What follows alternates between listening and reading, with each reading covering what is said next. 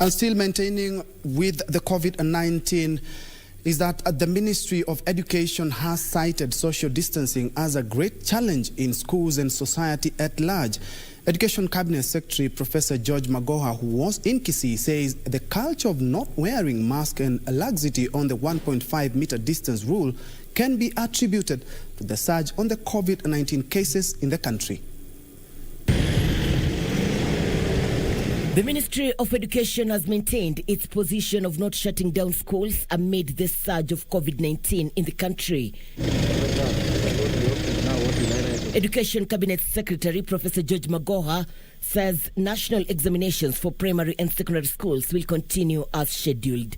Speaking while on a tour of Kisii, Professor Magoha attributed the surge on COVID-19 to lack of strict adherence to COVID-19 protocols on combating the pandemic.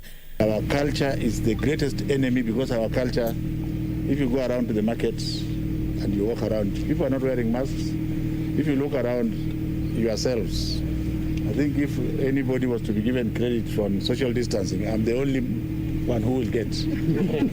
All of you have assumed that a mask is enough, but we must attempt also to social distance. Professor Magoha said Kenyans should learn to live with the virus but must take preventive measures as life has to go on. The second peak seems to be higher than the first one.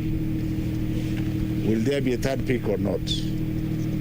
And if there is a third peak, do we still keep the children at home? And the answer is definitely no, because life must continue. He further urged education stakeholders to ignore criticism on the procuring of school desks for learning institutions, saying the government has ensured that the job is done by the right people. The intention of government was to ensure that the job is done by the right people, exemplified by this gentleman, and not a big company or a big tycoon. So if it takes us 1 or 2 more weeks to do so, you should actually encourage and clap for us rather than starting to castigate. Irene Mchuma Odim, Channel 1.